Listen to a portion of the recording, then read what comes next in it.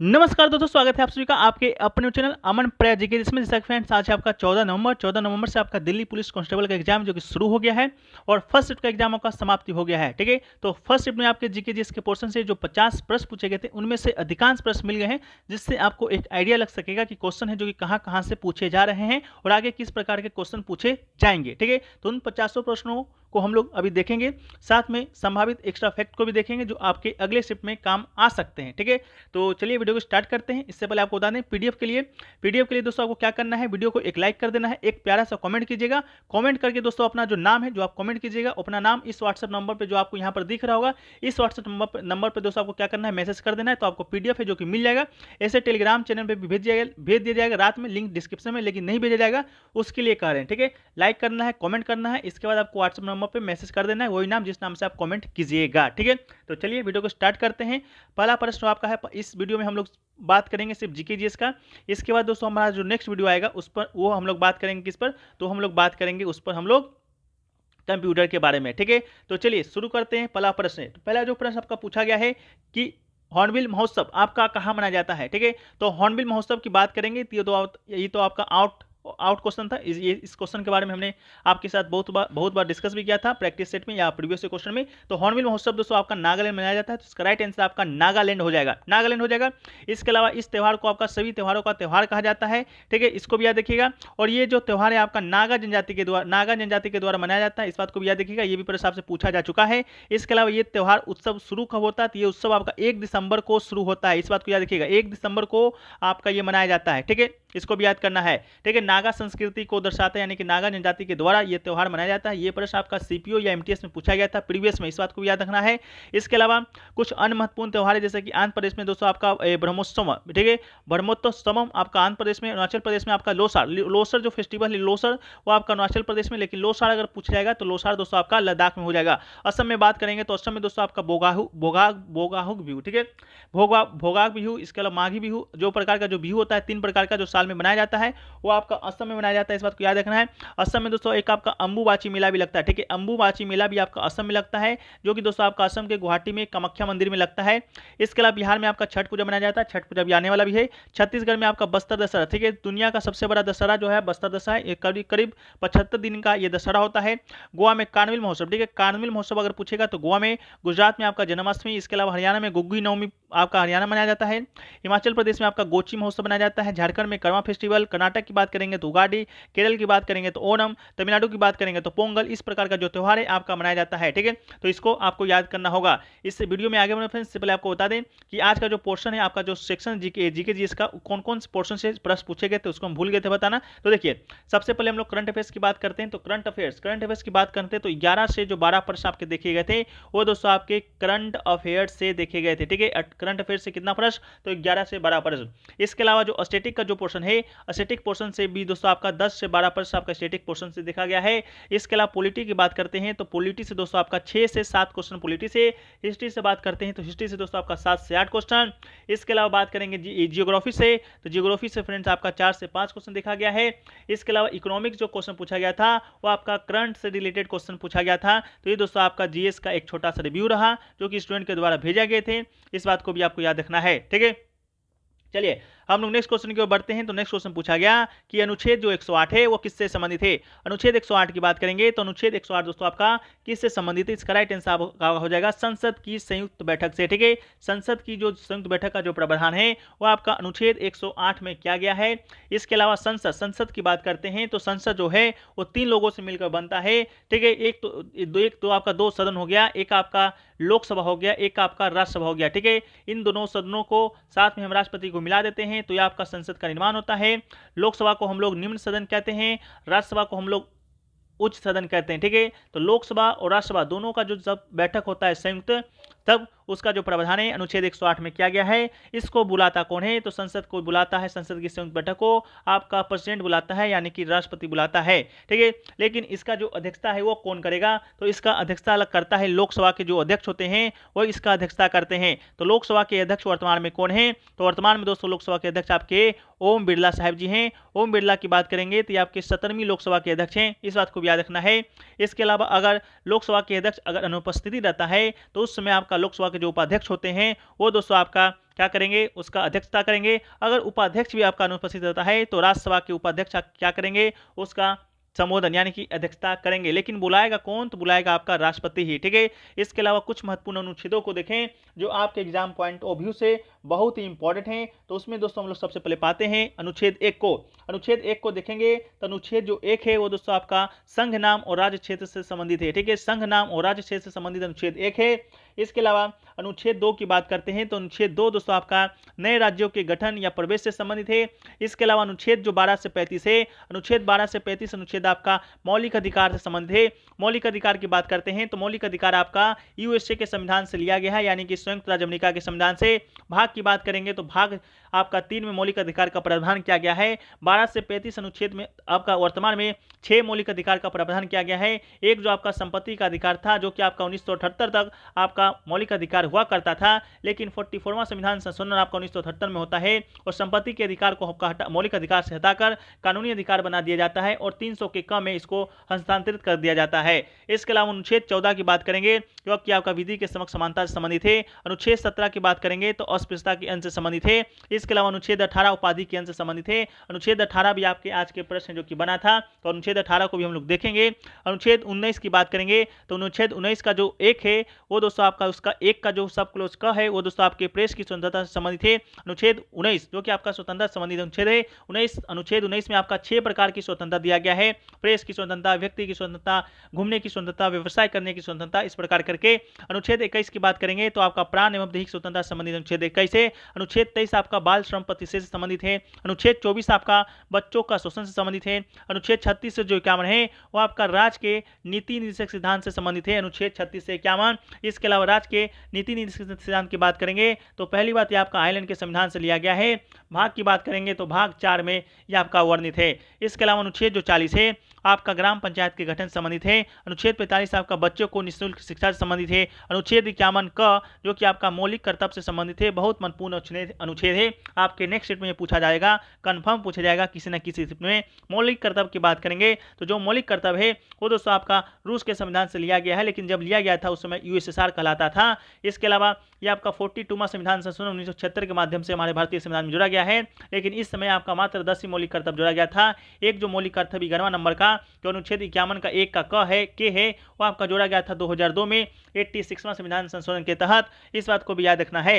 इसके अलावा अनुच्छेद 52 की बात करेंगे तो भारत के राष्ट्रपति संबंधित है। अनुच्छेद 54 आपका राष्ट्रपति के निर्वाचन संबंधित है।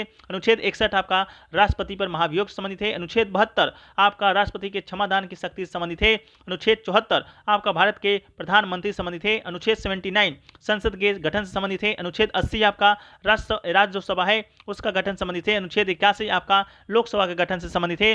अनुच्छेद 85 आपका लोकसभा के विघटन से संबंधित है। लोकसभा का विघटन आपका हर 5 साल पे होता है, लेकिन राज्यसभा का विघटन आपका कभी नहीं होता है, इस बात को याद रखिएगा। अनुच्छेद 128 जो कि अभी पूछा गया था संसद का संयुक्त अधिवेशन से संबंधित अनुच्छेद है। इसके अलावा अनुच्छेद 244 आपका अनुसूचित और जनजाति क्षेत्रों से संबंधित है। अनुच्छेद 280 बहुत महत्वपूर्ण अनुच्छेद है, वित्त आयोग से संबंधित है। अनुच्छेद 324 आपका निर्वाचन आयोग का उल्लेख करता है। अनुच्छेद 330 आपका अनुसूचित जाति जनजाति के आरक्षण से संबंधित है। अनुच्छेद 343 आपका संघ की राजभाषा होगा। इसके अलावा अनुच्छेद 352 जो कि आपका आपातकाल का प्रावधान है, ये भी प्रश्न आपसे पूछा गया है। अनुच्छेद 356 आपका राष्ट्रपति शासन का प्रावधान करता है। अनुच्छेद 360 आपका वित्तीय संकट का प्रावधान करता है। अनुच्छेद 368 आपका संविधान संशोधन प्रदान करता है। अनुच्छेद 370 आपका हट गया है जो कि आपका जम्मू कश्मीर से संबंधित था। ये सभी अनुच्छेद आपके एग्जाम के लिए बहुत इंपॉर्टेंट है, तो इसको जरूर याद रखिएगा। ये आपके नेक्स्ट सीट में पक्का है जो कि कहीं ना कहीं आपसे पूछे जाएंगे, ठीक है। इसके अलावा जब बात करते हैं तो एक पूछा गया था कि 1939 में जो फॉरवर्ड ब्लॉक का स्थापना हुआ था वो किसने किया था। तो 1940 में जो फॉरवर्ड ब्लॉक का स्थापना हुआ था उसका स्थापना आपका सुभाष चंद्र बोस जी ने किया था, तो राइट आंसर आपका सुभाष चंद्र बोस हो जाएगा। इसके अलावा कहाँ किए थे, तो पश्चिम बंगाल में किए थे। इसके अलावा फॉरवर्ड ब्लॉक का पूरा नाम क्या है, तो ऑल इंडिया फॉरवर्ड ब्लॉक है। इसके अलावा भारतीय राष्ट्रीय कांग्रेस आईएनसी का फॉरवर्ड ब्लॉक 3 मई 1939 को सुभाष चंद्र बोस जी के द्वारा बनाया गया था जो भी हो। इसके अलावा सुभाष चंद्र बोस को जो नेताजी का जो उपनाम दिया गया था वो आपका आजाद हिंद फौज के भारतीय सैनिक के द्वारा जर्मनी में इनको नाम दिया गया था। इसके अलावा सुभाष चंद्र बोस जी की जयंती पर हम लोग 23 जनवरी को पराक्रम दिवस मनाते हैं। इनका जो जन्म है आपका कटक उड़ीसा में हुआ था।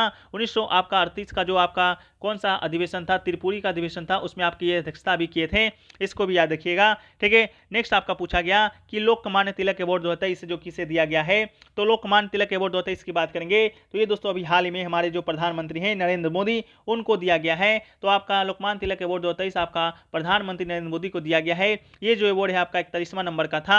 ये जो पुरस्कार है आपका विभिन्न समूह के लोगों को देश में उनके योगदान के लिए दिया जाता है। यह पुरस्कार सबसे पहले आपका इंदिरा गांधी को दिया गया था, फिर आपका अटल बिहारी कैबिनेट और मनमोहन सिंह समेत अन्य प्रधानमंत्री को दिया जा चुका है। विज्ञान और सामाजिक क्षेत्र में यह पुरस्कार एन आर नारायण मूर्ति, जी बांधवन, डॉक्टर कोटी हरिनारायण, साइरस पूनावाला और प्रकाश आमटे को भी भुगतान किया जा चुका है। इसके अलावा इस पुरस्कार का जो शुरुआत है आपका 1983 में हुआ था। इसे अन्य लोकमान्य तिलक की स्मृति में 1 अगस्त लोकमान्य तिलक ट्रस्ट द्वारा दिया जाता है। 1 अगस्त 1920 को जब आपका भारत में असहयोग आंदोलन शुरू हुआ था उस दिन इनका मृत्यु हो गया था। इसके अलावा तिलक स्मारक मंडी ट्रस्ट को पहले हिंद स्वराज संघ के नाम से जाना जाता है। इसके अलावा नेक्स्ट क्वेश्चन पूछा गया है कि दिल्ली पर जो अलाउद्दीन खिलजी है उसका शासनकाल की अवधि क्या था। तो दिल्ली में जो आपका अलाउद्दीन खिलजी ने शासन किया था खिलजी वंश के अंतर्गत, तो उसका शासनकाल आपका 1296 से लेकर 1316 तक का था। आपको मालूम होगा कि दिल्ली जो आपका सल्तनत था उस पर कुल 5 राजवंशों ने शासन किया था। 5 राजवंशों ने शासन किया था। उन 5 राजवंशों में सबसे पहले आपका जो राजवंश था वो आपका गुलाम वंश था, जो कि 1206 में कुतुबुद्दीन ऐबक के द्वारा स्थापना किया जाता है। गुलाम वंश आपका 1206 से 1290 तक चलता है। इसके बाद आपका आता है खिलजी वंश, जो कि आपका 1290 में जलाउद्दीन खिलजी के द्वारा स्थापना किया जाता है। इसके अलावा 1290 से बाद आपका 6 साल के बाद खिलजी वंश के जो संस्थापक थे जलाउद्दीन खिलजी, उसका अलाउद्दीन खिलजी मृत्यु करके यानी कि अपने चाचा का ही हत्या करके ये शासक की गद्दी पर बैठता है और 1316 तक आपका ये शासन करता है। इसके अलावा अलाउद्दीन खिलजी की बात करेंगे तो अलाउद्दीन खिलजी लगभग आपका 20 वर्षों तक शासन किया था। 1316 में उसका मृत्यु हो गया था। खिलजी वंश केवल 4 साल के बाद ही समाप्त हो गया था। इसके बाद खिलजी वंश के बाद आपका आता है तुगलक वंश, जिसका स्थापना 1320 में हुआ था। 1414 ईस्वी तक चला था। इसके अलावा आता है आपका सैयद वंश। सैयद वंश की बात करेंगे तो 1414 ईस्वी में शुरू हुआ था और 1451 तक चला था। लोधी वंश की बात करेंगे तो लोधी वंश का स्थापना आपका 1451 ईस्वी में होता है। 1526 ईस्वी में बाबर के आक्रमण तक, बाबर के युद्ध पानीपत के जो प्रथम युद्ध होता है उस समय तक दोस्तों आपका क्या रहता है, आपका लोधी वंश का शासन रहता है। इसके अलावा कुछ महत्वपूर्ण शासकों को हम लोग देखें, उसके कालखंड को देखें, उसके शासनकाल को देखें तो सबसे पहले हम लोग कुतुबुद्दीन ऐबक को देखें तो 1206 से 1210 ईस्वी तक इसका शासनकाल है। इल्तुतमिश की बात करेंगे तो इसका शासनकाल 1211 से 1236 है। इसके अलावा रजिया सुल्तान को जरूर याद रखिएगा, इसका शासनकाल 1236 से 1240 ईस्वी तक था। ये मध्यकालीन भारत की पहली महिला शासिका थी। इसके बाद दोस्तों आपको बलबन का याद रखिएगा, बलबन का जो शासनकाल था आपका 1266 से 1287 था। इसके अलावा खिलजी वंश की बात करते हैं तो खिलजी वंश के बाद जो 1290 में इसका शासन स्थापना हुआ था तो 1290 से 1296 जलाउद्दीन खिलजी। इसके बाद अलाउद्दीन खिलजी 1296 से 1316। ठीक है, बस आपको इतना याद रखना है। इसके बाद आपके तुगलक वंश की बात करेंगे तो तुगलक वंश में आपको गयासुद्दीन तुगलक को याद रखिएगा, इसका स्थापना क्या था 1320 में, 1325 ईस्वी तक शासन किया। मोहम्मद बिन तुगलक को याद रखिएगा, 1325 से 1351 ईस्वी तक शासन किया। इसके बाद आपका फिरोज शाह तुगलक है जो कि 1351 से 1388 ईस्वी तक शासन किया था। बस आपको इतना याद रखना है। फिर आपको सैयद वंश पर आना है। सैयद वंश का स्थापना ख्रीज कहाँ किया था 1414 में, 1421 ईस्वी तक शासन किया था। इसके बाद आपको बस याद रखना है किसको, तो मुबारक शाह को याद रखिएगा, 1421 से 1434 तक शासन किया था।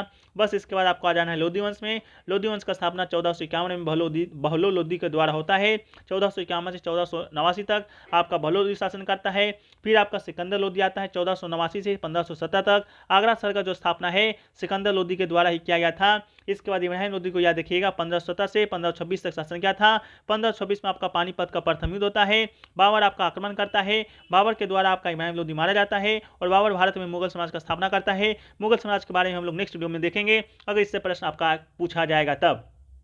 नेक्स्ट क्वेश्चन की बात करते हैं तो नेक्स्ट क्वेश्चन जो आपसे पूछा गया है, नोकरेक नेशनल पार्क कहाँ स्थित है। तो नोकरेक नेशनल पार्क की बात करते हैं तो नोकरेक जो नेशनल पार्क है वो दोस्तों आपका मेघालय में स्थित है। तो इसका राइट आंसर आपका क्या होगा, मेघालय होगा। मेघालय के पश्चिमी गारो जिला तुरा रेंज में आपका स्थित है। नोकरेक जैव संरक्षित क्षेत्र का हिस्सा है। इसके अलावा 1986 में भारत सरकार ने इसे राष्ट्रीय उद्यान घोषित किया था। ये आपके लिए इंपॉर्टेंट नहीं है। इंपॉर्टेंट जो है वो है कि दोस्तों आपका जो आपके विभिन्न जो आपके नेशनल पार्क हैं वो किन किन राज्यों में हैं। ठीक है, तो देखिए सबसे पहले दोस्तों हम लोग बात करते हैं, सबसे पहले हम लोग बात करते हैं अरुणाचल प्रदेश का, जो कि सबसे पूर्वोत्तर राज्य है। तो अरुणाचल प्रदेश में आपका नामदफा नेशनल पार्क है, काजीरंगा नेशनल पार्क आपका असम में है, मानस नेशनल पार्क भी आपका असम में है, ओरांग नेशनल पार्क भी आपका असम में है। तो काजीरंगा, मानस, ओरांग ये सभी नेशनल पार्क आपके असम में है। इसके अलावा जम्मू कश्मीर में कौन कौन सा है, तो दाचीगाम नेशनल पार्क को याद रखिएगा, सलीम अली को याद रखिएगा, सलीम अली नेशनल पार्क है। सलीम अली को आपका पक्षियों का क्या कहा जाता है, पक्षियों का विशेषज्ञता इनमें था, यानी पक्षियों के बारे में इनको बहुत जानकारी थी, तो पक्षी में आपके सलीम अली को ही कहा जाता है। इसके अलावा हिमिस नेशनल पार्क भी आपका जम्मू कश्मीर में ही है। राजस्थान की बात करेंगे तो राजस्थान में आपका रणथंभौर और सरिस्का जो नेशनल पार्क है आपका राजस्थान में है। गुजरात में बात करेंगे तो गिर नेशनल पार्क, इसके अलावा कच्छ नेशनल पार्क आपका गुजरात में है। महाराष्ट्र में आपका पेंच है, सह्याद्री है। गोवा में आपका महावीर रिजर्व क्षेत्र है। इसके अलावा कर्नाटक की बात करेंगे, कर्नाटक में आपका बांदीपुर है, नीलगिरी नेशनल पार्क आपका कर्नाटक में है। तो इसके अलावा बात करेंगे आपका उड़ीसा में आपका सिमलीपाल है, भितरकनिका है। इसके अलावा आपका चिल्का राष्ट्रीय पार्क है, सतकोशिया नेशनल पार्क है। मध्य प्रदेश में आपका पंचमढ़ी है, कान्हा है, पेंच है, माधवगढ़ है, सतपुरा है, पन्ना है। ये सभी आपके हिमाचल प्रदेश में है। यूपी से आपको दुधवा याद रखना है, पीलीभीत याद रखना है, चंद्रभागा याद रखना है। उत्तराखंड से आपको नंदा देवी नेशनल पार्क याद रखना है। इसके अलावा राजा नेशनल पार्क याद रखना है। इसके अलावा Jim Corbett national park, Bharat का सबसे पुराना नेशनल पार्क आपका जिम कॉर्बेट ही है।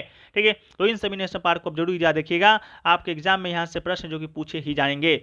अगला है नमामि जो कार्यक्रम है, नमामि जो कार्यक्रम है वो कब शुरू किया गया था। तो नमामि कार्यक्रम की बात करते हैं तो नमामि जो कार्यक्रम है वो आपका 2014 में शुरू किया गया था। तो इसका राइट आंसर आपका 2014 हो जाएगा। ठीक है, नमामि कार्यक्रम आपका 2014 में शुरू किया गया था। ये आपका नमामि कार्यक्रम भारत सरकार के द्वारा अनुमोदित एक एकीकृत संरक्षण मिशन था। ये राष्ट्रीय गंगा जो नदी है, गंगा के प्रदूषण संरक्षण कायाकल्प के प्रभावी उन्मूलन के दोहरे उद्देश्यों को पूरा करने के लिए 20,000 करोड़ रुपए के बजट का परिव्यय के साथ शुरू किया गया था। इसको भी आपको याद रखना है। गंगा नदी की बात करेंगे तो भारत का सबसे पवित्र नदी, राष्ट्रीय नदी कौन है, तो गंगा नदी है। इसका जो उद्गम कहाँ से होता है, तो इसका उद्गम याद रखिएगा। ये जो आपका एक नदी आपका भागीरथी है, दूसरा आपका अलकनंदा नदी है, दोनों आकर एक जगह मिलती है जो कि आपका देवप्रयाग के नाम से जाना जाता है। वहीं से दोस्तों आपका गंगा नदी है जिसका निर्माण होता है। अगला पूछा गया है पानीपत का तृतीय युद्ध कब हुआ था या किसके बीच हुआ था। तो पानीपत के तृतीय युद्ध की बात करते हैं तो ये दोस्तों आपका 1761 ईस्वी में हुआ था। किसके बीच हुआ था, तो एमएस साहब अब्दाली और मराठों के बीच में हुआ था। इस बात को भी याद रखना है। एमएस साहब अब्दाली कौन था, तो अफगानिस्तान का आक्रमणकर्ता था। इसके अलावा मराठा का जो सेनापति था वो आपके सदाशिव राय भाऊ थे। इस बात को भी याद रखना है। इसके अलावा 14 जनवरी का वो दिन था 1761 में जब आपका पानीपत का तीसरा युद्ध हुआ था। पानीपत की बात करेंगे तो वर्तमान में हरियाणा में पड़ता है। इसके अलावा परिणाम की बात करेंगे तो अफगानों का विजय हुआ था और मराठों का पराजय हुआ था। इसके अलावा पानीपत का पहला जो युद्ध है जैसा कि हमने आपको बताया है कि 1524 में हुआ था। बाबर और इब्राहिम लोदी के बीच में लड़ा गया था। बाबर ने मुगल समाज का नींव रखा था। पानीपत का दूसरा युद्ध आपका 1526 में हुआ था। किसके बीच हुआ था, तो मुगल राजा अकबर के बीच हुआ था, हिंदू राजा हेमू के बीच लड़ा गया था। मुगल बादशाह जो अकबर था उसका जो सेनापति था बैरम खान उसका नेतृत्व कर रहा था, क्योंकि 1556 में आपका जो अकबर है वो आपका शासक गद्दी पर बैठा ही था उस समय। ठीक है, चलिए नेक्स्ट क्वेश्चन की जब हम लोग बात करते हैं तो नेक्स्ट क्वेश्चन पूछा गया है कि देश में लगाए जाने वाला आपातकाल है उस कौन से अनुच्छेद के तहत लगाया जाता है। तो भारतीय संविधान का जो अनुच्छेद 352 है वो आपका राष्ट्रीय आपातकाल का प्रावधान करता है। इस बात को भी याद रखना है। इसके अलावा जो राष्ट्रीय आपातकाल है अब तक भारत में 3 बार लग चुका है। पहला आपका 1962 में भारत चीन युद्ध के समय, इसके अलावा 1971 में आपका भारत पाक युद्ध के समय, एक आपका 1975 में लगा था आपका जब ये देश में क्या लगा था आपका राष्ट्रीय आपातकाल इंदिरा गांधी जी के द्वारा लगाया गया था। इस बार को यह अनुच्छेद 356 में प्रदान किया गया दूसरा आपातकाल है। 356 में कौन सा आपातकाल है, 356 में दोस्तों आपका राष्ट्रपति शासन लगता है जो कि राज्यों में लगता है। अगर राज्यपाल को लगता है कि राज्य का जो शासन है वो आपका संविधान के अनुपूरक नहीं चल रहा है तो आपका राष्ट्रपति को कहकर राष्ट्रीय आपातकाल है जो कि राज्यों में लगा सकता है। इसके अलावा अनुच्छेद 360 है वो आपका वित्तीय आपातकाल का प्रावधान करता है। वित्तीय आपातकाल का अनुच्छेद 360 है लेकिन अब तक वित्तीय आपातकाल है भारत में एक बार भी नहीं लगा है। इसके अलावा आपातकालीन जो प्रावधान है भारत संविधान के भाग 18 में है। 352 से 356 तक का जो अनुच्छेद है आपका आपातकालीन प्रावधान शामिल करता है जो कि 3 प्रकार के आपातकाल हैं। एक आपका राष्ट्रीय आपातकाल, दूसरा राष्ट्रपति शासन, तीसरा आपका वित्तीय आपातकाल। चलिए नेक्स्ट क्वेश्चन की बात करते हैं। तो नेक्स्ट क्वेश्चन आपसे पूछा गया है कि निम्न में किसे पुरातत्व का पुष्कर कहा जाता है। पुरातत्व का पुष्कर की बात करेंगे तो आपकी पुरातत्व के जो पुष्कर हैं, पुरातत्व का पुष्कर है वो आपका गणेशोत्सव सभ्यता को कहा जाता है। आपका ऑप्शन में गणेशोत्सव सभ्यता दिया गया था। ये जो सभ्यता है आपका राजस्थान में सीकर जिले के नीम का थाना से कुछ ही दूरी पर स्थित है। गणेशोत्सव सभ्यता की खुदाई त्राम्रपाषाण काल के औजार से प्राप्त हुए हैं। इसके अलावा गणेशोत्सव सभ्यता कांतली नदी के तट पर है। गणेशोत्सव सभ्यता पूर्व हड़प्पा सभ्यता मानी जाती है। इसके अलावा इसका जो समय काल है आपका 2800 ईसा पूर्व में फली फूली थी। इसके अलावा गणेशोत्सव सभ्यता को पुरातत्व का पुष्कर कहा जाता है। इस सभ्यता का जो उत्खनन है 1977 में आपका रतन लाल चंद्र अग्रवाल द्वारा विस्तृत उत्खनन 1978-89 के विजय कुमार द्वारा किया गया था। अगला क्वेश्चन पूछा गया है, बीरबल के बचपन का नाम क्या है? बीरबल के बचपन का नाम क्या है? बीरबल के बचपन का नाम क्या है, यह पूछा गया था। तो देखिए बीरबल के बचपन का नाम दोस्तों आपका था महेश दास। तो इसका राइट आंसर दोस्तों आपका महेश दास होगा। महेश दास की बात करेंगे तो ये आपका कुशल कवि था और अपनी करिश्माई बुद्धि के और हास्य के लिए जाना जाता है। बीरबल एक भरोसेमंद सलाहकार था। किसका सलाहकार था? तो अकबर का था। सम्राट ने उन्हें बीरबल की उपाधि से सम्मानित किया था। अकबर का जो नवरत्न हुआ था उसमें आपका बीरबल भी शामिल था। ठीक है, अकबर और बीरबल का जो कहानियां हैं आप बहुत सारे भेद लोकप्रिय हैं, ये आप सुने ही होंगे। अगला है फोर्थ खेलो इंडिया यूथ गेम्स से जो कि कहाँ हुआ था? तो फोर्थ खेलो इंडिया यूथ गेम्स की बात करेंगे तो ये दोस्तों आपका हरियाणा के पंचकुला में हुआ था। लेकिन फिफ्थ खेलो इंडिया यूथ गेम्स कहाँ हुआ था? तो मध्य प्रदेश के 6 शहरों में हुआ था। फर्स्ट खेलो इंडिया यूथ गेम्स हुआ था आपका 2018 में। इसके अलावा दूसरा संस्करण 2019 में, तीसरा संस्करण आपका 2020 में, तीसरा संस्करण गुवाहाटी में, दूसरा संस्करण आपका पुणे में और आपका पहला संस्करण आपका दिल्ली में हुआ था। नेक्स्ट क्वेश्चन की बात करते हैं तो फिफ्थ खेलो इंडिया यूथ गेम्स की बात करते हैं तो इसमें सबसे जो पदक लाया था सबसे ज़्यादा आपका विजेता महाराष्ट्र बना था। बस इसको याद रखिएगा, ये प्रश्न आपका कंफर्म नहीं, इस कारण इसको हम लोग नहीं देख रहे हैं अभी। अगला है कि रविन्द्रनाथ टैगोर ने अपनी उपाधि है जो नाइटहुड की उपाधि कब त्यागी थी? तो रविन्द्रनाथ टैगोर ने अपनी नाइटहुड की जो उपाधि है वो आपका जो 1919 में जो आपका जालियांवाला बाग नरसंहार हुआ था उसके विरोध में उन्होंने नाइटहुड की उपाधि है जो कि लौटा दिया था। इसके अलावा गांधी जी ने भी आपका केसर की उपाधि लौटा दिया था इसी नरसंहार के विरोध के कारण। ठीक है, इसके अलावा जालियांवाला बाग हत्याकांड आपका 13 अप्रैल 1919 को हुआ था, इस बात को भी याद रखिएगा। ठीक है, किसके विरोध हुआ था? तो रोलेट एक्ट जो आया था उसी के विरोध में ये आपका सत्याग्रह हुआ था।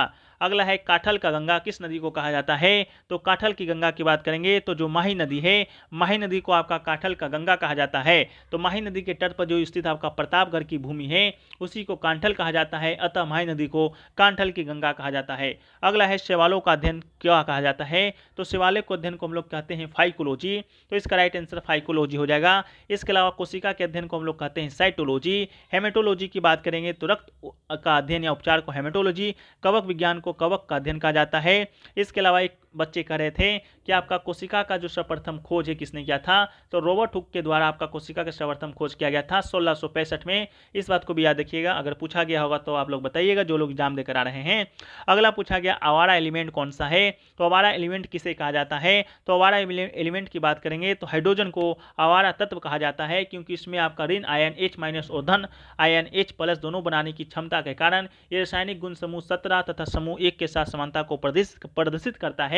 इस कारण हाइड्रोजन को आवारा एलिमेंट कहा जाता है। अगला अनुच्छेद 18 किससे संबंधित है? तो ये संबंधित आपका था उपाधियों के अंत से। उपाधियों के अंत से बात करेंगे तो आपका एबॉलिशमेंट ऑफ टाइटल से। ठीक है, तो इसका राइट आंसर आपका एबॉलिशमेंट ऑफ टाइटल इसका राइट आंसर हो जाएगा। ठीक है, देखिए नेक्स्ट क्वेश्चन की जब हम लोग बात करते हैं तो नेक्स्ट क्वेश्चन आपसे पूछा गया प्यादा। प्यादा जो शब्द है आपका किस खेल से संबंधित है? ठीक है, तो प्यादा शब्द की बात करेंगे तो ये दोस्तों आपका शतरंज से संबंधित आपका शब्द है, तो इसका राइट आंसर शतरंज हो जाएगा। इसके अलावा जो बिशप है, कैप्चर है, कैस्टलिंग है, चेकमेट है, एन पासेंट है, इसके अलावा गैम्बिट है, ग्रैंड मास्टर, किंग नाइट, इसके अलावा क्वीन, रूक, गतिरोध, सिंसलेन रक्षा, ये सभी शब्द आपके किससे संबंधित है? तो प्यादा शतरंज से ही संबंधित है। अगला है टोक्यो ओलंपिक 2020 में भारत की तरफ से पहला पदक किसने जीता है? तो भारत की तरफ से जो पहला पदक जीता गया था वो आपका भारत के जो वेट लिफ्टर थे, यानी कि आपका वेट लिफ्टर थे, वेट लिफ्टिंग में थे, भारोत्तोलन में आपका मीराबाई चानू ने जीता था। तो राइट आंसर आपका मीराबाई चानू हो जाएगा। जो टोक्यो ओलंपिक 2020 है वो आपका खेला गया था 2021 में। इसमें भारत ने टोटल 7 मेडल अपने नाम किया था। 60 मेडल में भारत आपका 48वां रैंक पे रहा था। फर्स्ट पर आपका यूएसए यानी कि संयुक्त राज्य अमेरिका रहा था।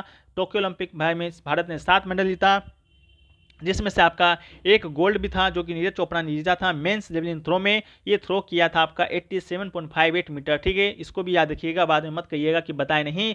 इसके अलावा पहला पदक मीराबाई चानू ने सिल्वर मेडल लाया था 49 केजी वेट लिफ्टिंग में। लवलीना बोरगोहेन दूसरा पदक ब्रॉन्ज लाया था आपका वुमेन्स वेल्टर लेट बॉक्सिंग में ही। पीवी सिंधु आपका ब्रॉन्ज मेडल जीती है। रवि कुमार दहिया सिल्वर जीता है। भारतीय हॉकी टीम में आपका ब्रॉन्ज जीता था। बजरंग पुनिया भी आपका ब्रॉन्ज जीता था। नेक्स्ट आपका है कि भारतीय राष्ट्रीय कांग्रेस की प्रथम महिला अध्यक्ष कौन है? तो भारतीय राष्ट्रीय कांग्रेस की प्रथम महिला अध्यक्ष की बात करेंगे तो भारतीय महिला के जो प्रथम जो अध्यक्ष हैं वो दोस्तों आपके एनी बेसेंट थे, जिसका राइट आंसर आपका एनी बेसेंट हो जाएगा। उन्होंने 1917 का जो आपका कलकत्ता में कांग्रेस अधिवेशन हुआ था उसकी अध्यक्षता इन्होंने है जो कि किया था। साथ में जो इंडियन जो होम रूल लीग है उसकी भी स्थापना इन्होंने किया था 1916 में। इसके अलावा आपसे अगर पूछा जाता कि भारतीय राष्ट्रीय कांग्रेस पार्टी के प्रथम महिला अध्यक्ष, ठीक है, प्रथम भारतीय महिला अध्यक्ष, तो ये आपका सरोजिनी नायडू होता। अगला क्वेश्चन पूछा गया है कि आपका निम्नलिखित में से भारत के किस केंद्र शासित प्रदेश और राज्य का जो साक्षरता दर है सबसे अधिक है, ठीक है। तो देखिए राज्यों में जो साक्षरता दर है वो सबसे ज़्यादा आपका केरल का है, लेकिन अगर आपका केंद्र शासित प्रदेश में पूछा गया होगा तो केंद्र शासित प्रदेश में साक्षरता दर आपका सबसे ज़्यादा लक्षद्वीप का है, ठीक है, लक्षद्वीप का है, ठीक है। राज्यों में केरल का, केंद्र शासित प्रदेश में लक्षद्वीप का, कि ये सभी ओवरऑल में आपका केरल फर्स्ट पर है और आपका लक्षद्वीप आपका सेकंड पर है, ठीक है।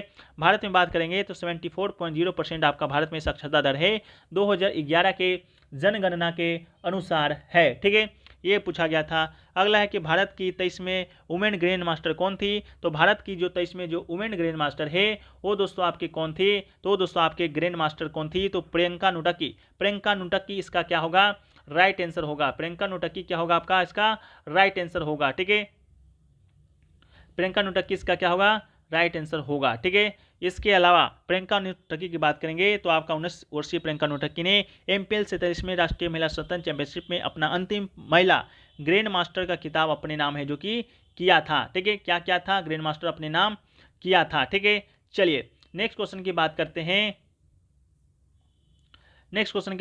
हैं। तो नेक्स्ट क्वेश्चन आपसे जो पूछा गया था उसको भी एक बार हम लोग देख लेते हैं। तो पूछा गया भरतनाट्यम शास्त्रीय नृत्य किस शास्त्र से संबंधित है? तो ये भी कोई क्वेश्चन है कि भरतनाट्यम किस शास्त्रीय नृत्य से संबंधित है। तो भरतनाट्यम की देखिए बात करते हैं तो ये दोस्तों आपका तमिलनाडु का शास्त्रीय नृत्य है, ठीक है। भारत में कुल 8 प्रकार के शास्त्रीय नृत्यों को दर्जा प्रदान है, नृत्य को शास्त्रीय नृत्य का दर्जा प्रदान है, इसमें से एक आपका भरतनाट्यम है। इसके अलावा आपका सतरिया है जो कि आपका असम का है। इसके अलावा दोस्तों बात कीजिएगा तो आपका केरल से आपको 2 याद रखना है, मोहिनी अट्टम याद रखिएगा, और आपका कथकली आपका केरल का है, कथक आपका उत्तर प्रदेश का है, आपका कुचिपुड़ी आपका कहाँ का है? तो कुचिपुड़ी दोस्तों आपका आंध्र प्रदेश का है, ओडिसी आपका उड़ीसा का है, मणिपुरी आपका मणिपुर का है। इस प्रकार रिलेट करके आपको क्या करना होगा? याद करना होगा, ठीक है।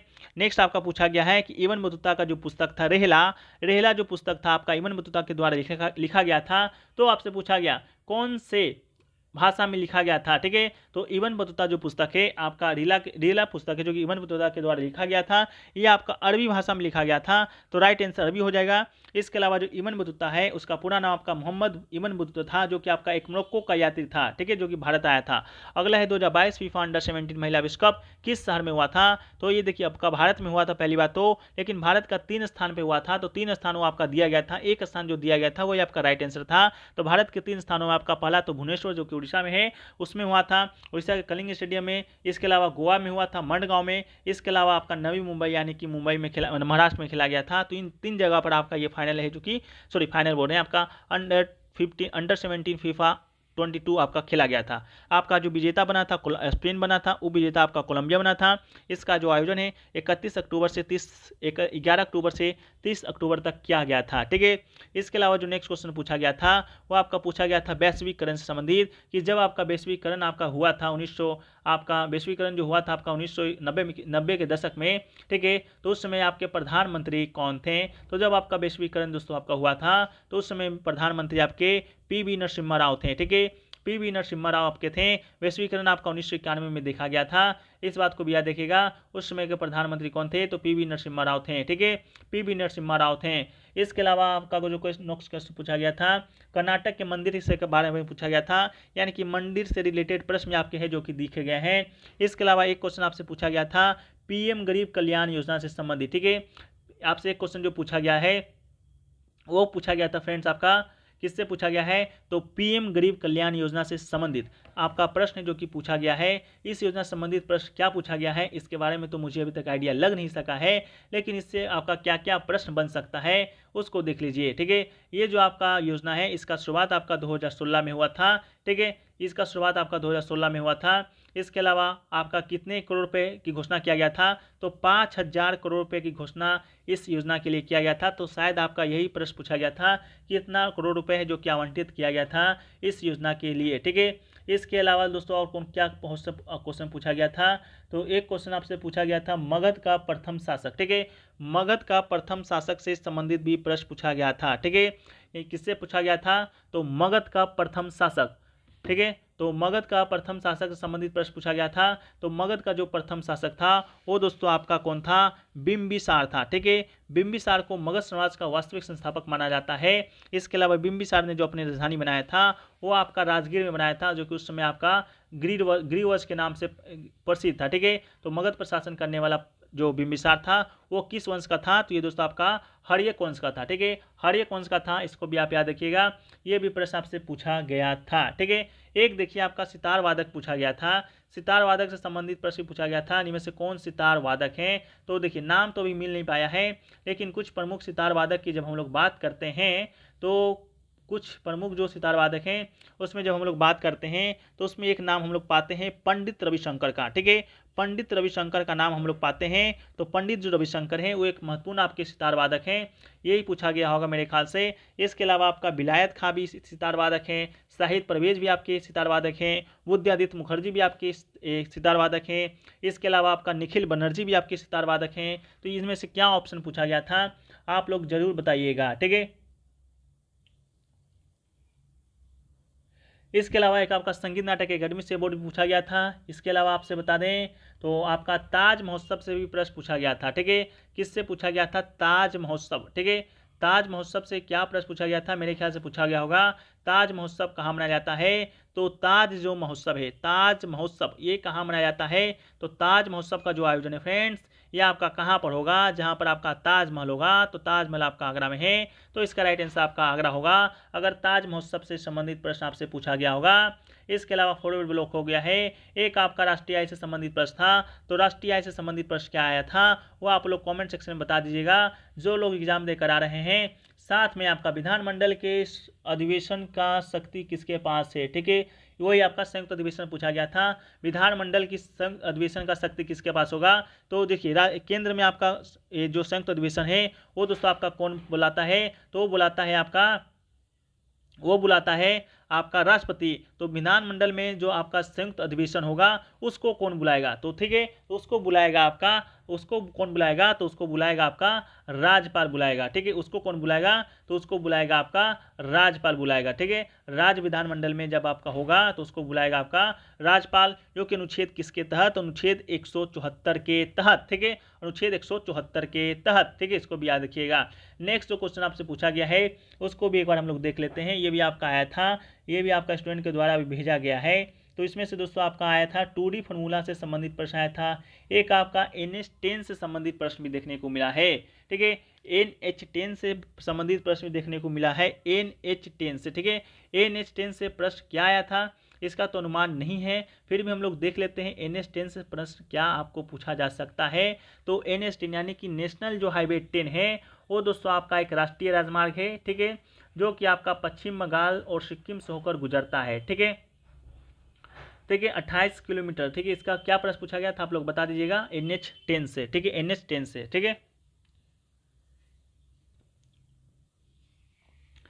देखिए अगला जो प्रश्न पूछा गया फ्रेंड्स, तो आपसे पूछा गया था पंडित किशन महाराज के बारे में कि पंडित किशन महाराज कौन से वाद्य यंत्र बजाते हैं। तो इनका संबंध आपके तबला वाद्य यंत्र से है, तो पंडित किशन महाराज आपके तबला वादक हैं। इसके अलावा ये आपका बनारस घराना से संबंधित है, इस बात को याद रखिएगा।